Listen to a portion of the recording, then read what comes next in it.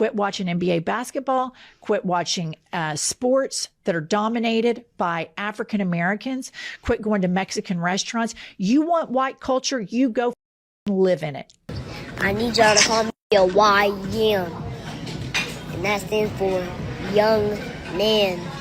Before we dive in, make sure you like, comment, and subscribe. You don't want to miss this one. Alright, today we have a white woman who is telling white people to stop consuming other people's culture. And if you like this video, I drop one like this every day. So make sure you hit the subscribe button. Now let's get into it.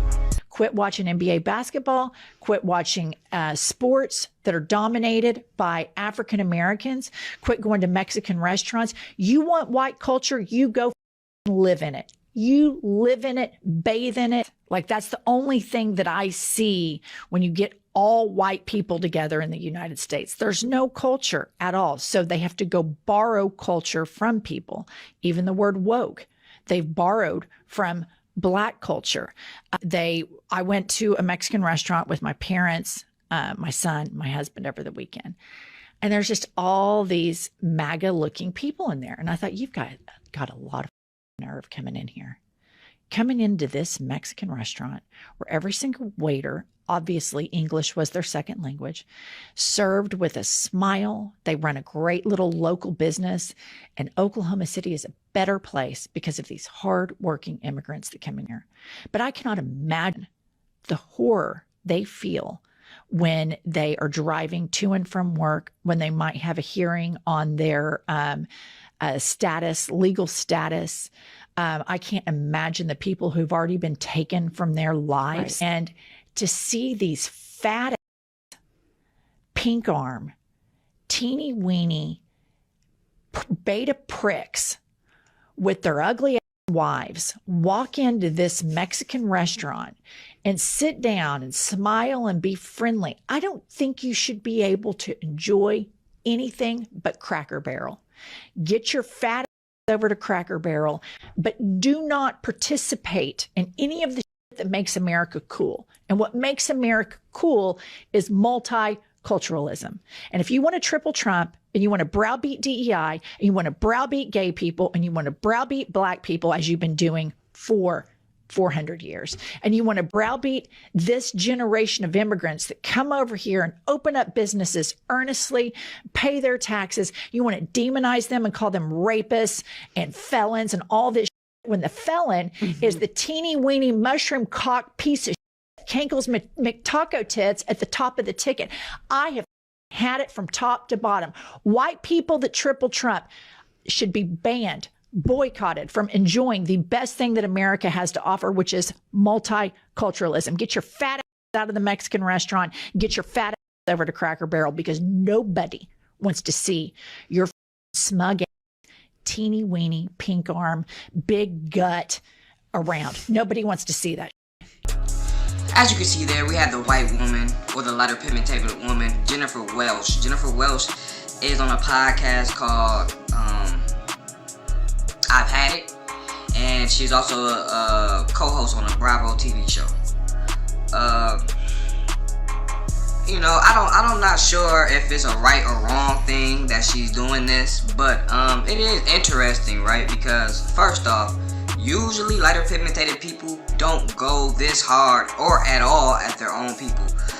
They have, it seems like an unwritten code, unwritten rule that you don't go against each other in public.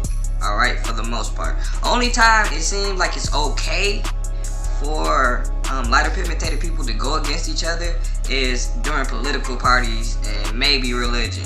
But other than that, you can speak about the political party, you can speak about the religion, but you can't speak about the pigmentation of the color if they're your pigmentation.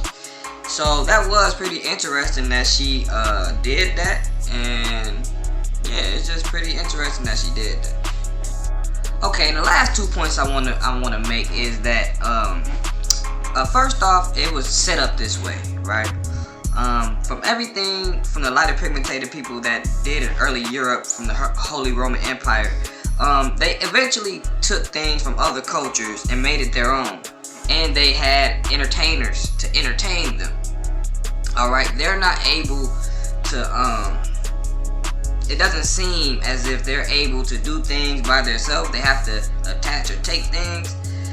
From a historical perspective, not everyday perspective, but from a historical perspective, it seems like they take other people's cultures or knowledge and they use it for their own benefit, and then they use the people they got it from to make them slave workers, laborers, or entertainers for their own satisfaction.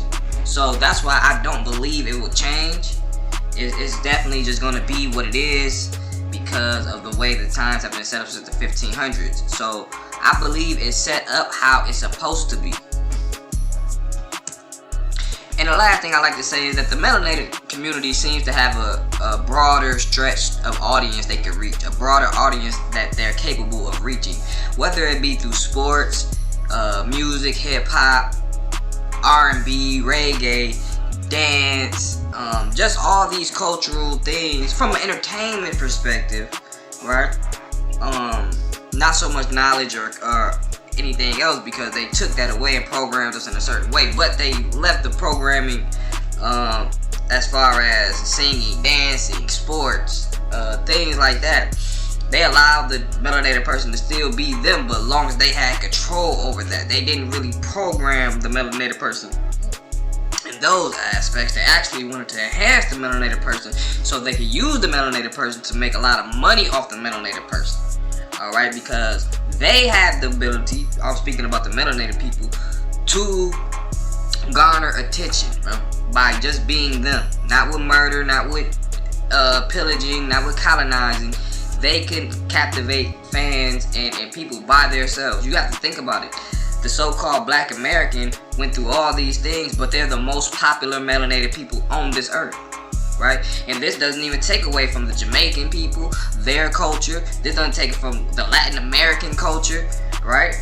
All these things, all these melanated people from different places have helped this world become what it is. And in contrast with, I guess, the lighter pigmented people, you gotta think about it as like, you know, man, when you okay, think about it like this. When you get like the rodeo in country music, and country music was originally melanated, but when you get those things, right, it's just those people, right? It's just the lighter pigmented people there. But when you go to hip hop, you go to R&B, you go to sports, not only are the lighter pigmented people watching, you know, some of them try to participate and be them. Right? And it's not so much the other way around, which, you know, it is what it is. Nothing better or worse. I just wanted to get my thoughts on it. But that's how I feel. So please like if you do, and comment, subscribe. And shout out to my YMs. We out.